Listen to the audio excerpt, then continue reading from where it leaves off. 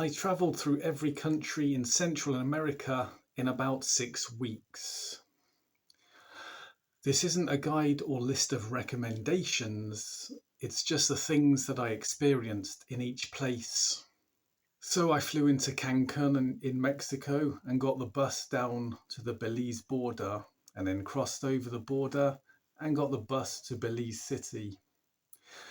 At Belize City bus station, I wondered, shall I stay in Belize City or shall I move on? I decided to move on because I was more interested in natural areas rather than big cities. So I got the bus up to Benque Viejo del Carmen, which is near the Guatemalan border. In Benque Viejo del Carmen, there's a beautiful river, and I noticed all the locals were bathing in it. So I spent the next few days doing this, river swimming. I'd never swam in a river before, and it was quite an enriching experience. The water was warm, clean and clear, and with a gentle current, only about 1 or 2 miles an hour. It was nice to swim down the river, just letting the current guide me without making any strokes at all. I saw different types of fish under the water with my snorkel. I didn't see any jaguars or anacondas though, but never mind. After that, I passed into Guatemala and I did the same river swimming and snorkeling in the same river on the Guatemalan side. Funny story, I actually lost the keys to my padlock, which was on my backpack from my shorts when I was swimming in the river. So I had to bash off my padlock from my bag with a hammer. In Guatemala, I did the Mayan pyramid tour. It was fascinating to walk among the ancient ruins and pyramids. There was a sense of awe and mystery as I tried to figure out what the pyramids were for and what the inscriptions meant. They were quite a challenge to climb, got quite out of breath, but it was worth it when we watched the sun go down over the top of the jungle. The guide also showed us some tarantulas which live in the nearby forest. They live down holes and they come out periodically to hunt. We lured a couple out and they have bluey black hairs. We actually held them as well. That was wonderful because I really love spiders. After that, I moved on to Guatemala City. I generally looked around. It was interesting enough. I remember in a bar I had my phone stolen by two guys because if you drink a lot of alcohol, you tend to let your guard down and these sort of things happen. I challenged them about it, but they insisted they hadn't, and what can you do? The main problem was I lost all my previous photos, so I can't show them in this video. Never mind. After Guatemala City, I went to San Jose on the Pacific coast. I walked along the beach and looked at the surf, and it was awesome with really big, powerful waves. But the problem was they were probably too powerful. Any swimmer, surfer or bodyboarder would probably get into trouble. I mean, with the big waves and the backwash as well, after a wave has crashed and pulls back out to sea, that was very strong too. So all I did was just stay in the surf at about knee height. I didn't want to go any deeper just for the safety issue. But further along the coast, around the headland, there was an inlet with sheltered water. That was nice for swimming and snorkeling. And the sea was like 25, 26 degrees. Just nice. After Guatemala, there's El Salvador and Honduras. I really just passed through those. not doing too much. Well, just chilling out and looking around. But other than that, nothing spectacular.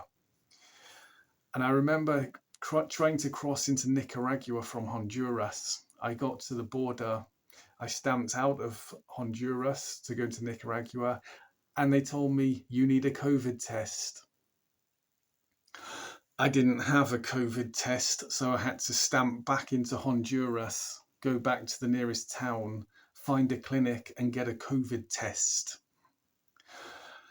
Then I had to wait for the next day for the results, and then I could move back down to Nicaragua. Then I could get stamped in.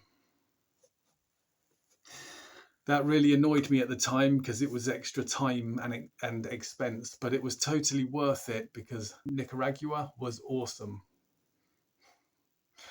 I first went to Managua, the capital city, which is situated on the side of a lake. It was massively windy that day, and I was walking along the lakefront, and I had to actually lean into the wind to stop being blown over and keep my balance. I looked around at the colonial architecture, the churches, ate some food, ate some street mango. Because in Latin America, people love to sell mango on the streets. They chop it up so it's ready to eat and sell it for 50 cents or whatever. And I love mango. After Managua, I went down to San Juan del Sur, which is on the Pacific coast. That's an awesome place for surfing and swimming, and that's what I did. Well, not surfing, more bodyboarding, where you just put your chest on the board and ride the wave in. San Juan del Sur beach is sort of curved in a sort of cove. And so one end of the beach has gentle waves, but the other end of the beach has stronger waves as it's more exposed to the open ocean. I did both, but in the strong waved end, actually one of the waves tore off my sea shoe and lost it in the aftermath of the wave crashing. There's like strong currents.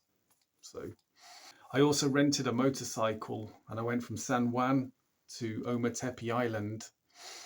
I got the ferry across, and Ometepe Island has a huge volcano on it.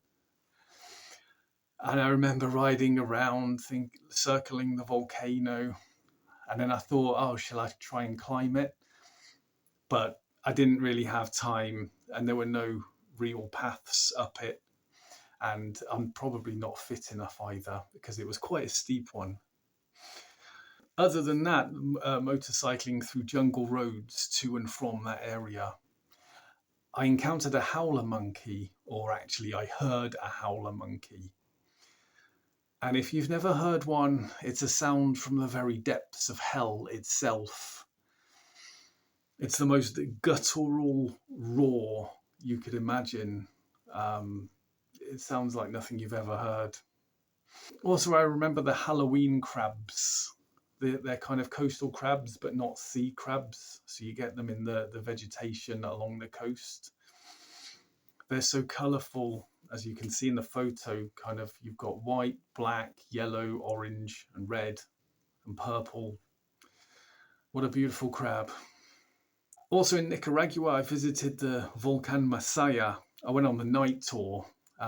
So you can see less of the surroundings, but you can see the reddy orange glow of the magma.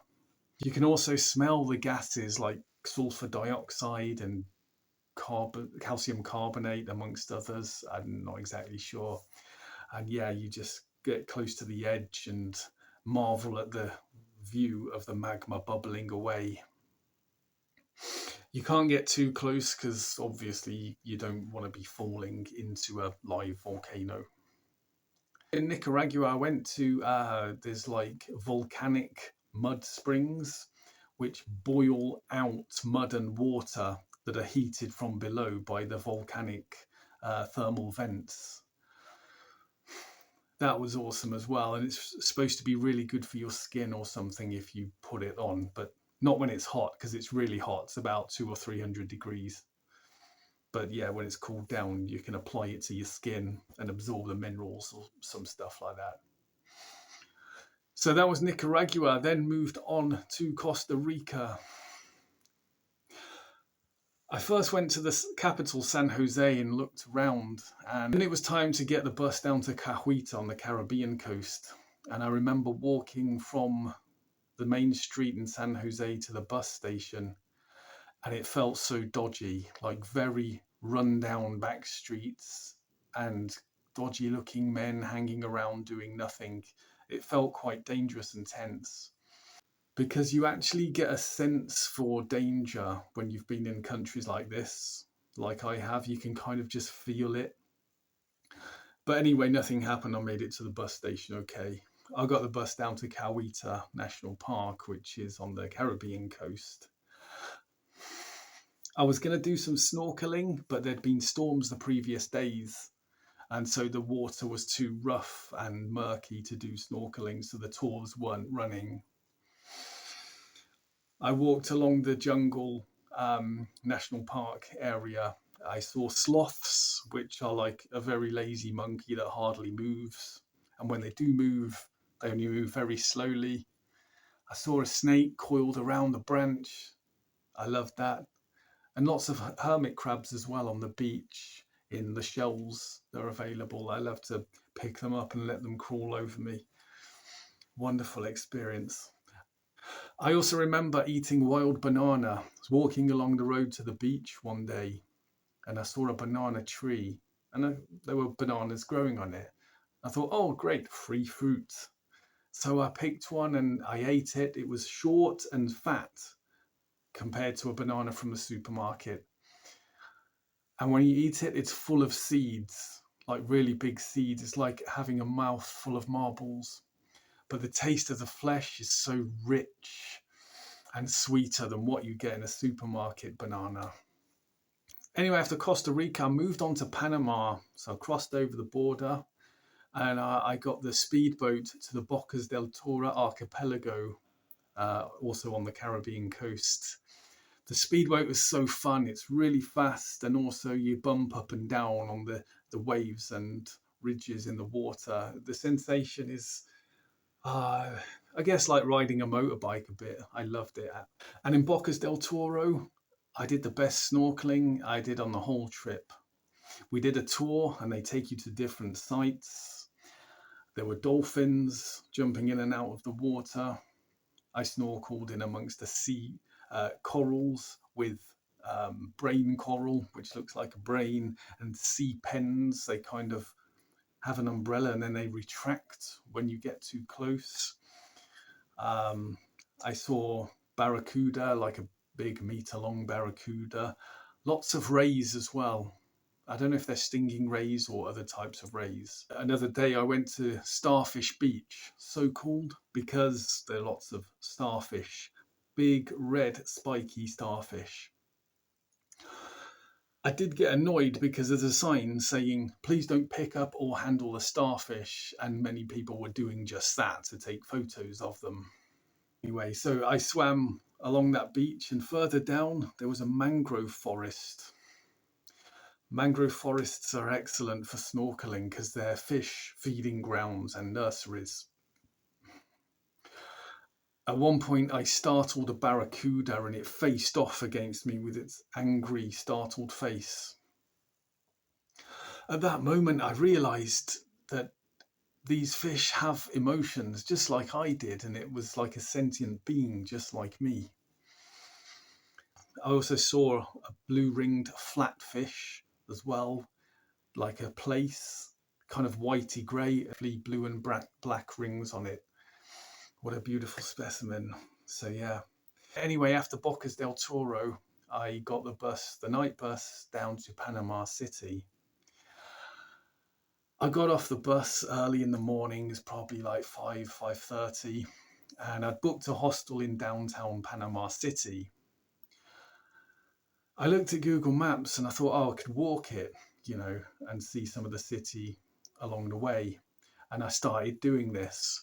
And I was walking towards one area. And then a taxi pulled up and stopped me. And he said, no, you can't walk through this area. It's too dangerous, especially for a foreigner like you. He said, get in, I'll take you where you want to go. So yeah, that's what we did. He took me to my hostel in downtown Panama. And that was at Panama City. It's got a really nice seafront walk, like with the park and the palm trees and the seats and everything. The seafront itself isn't actually that nice. The sea is a bit kind of dirty and polluted and doesn't smell amazing. But there's a good seafood market and good souvenir shops in the downtown area. Yeah, there's the Panama Canal as well, which I didn't actually go to, so I can't actually comment on that.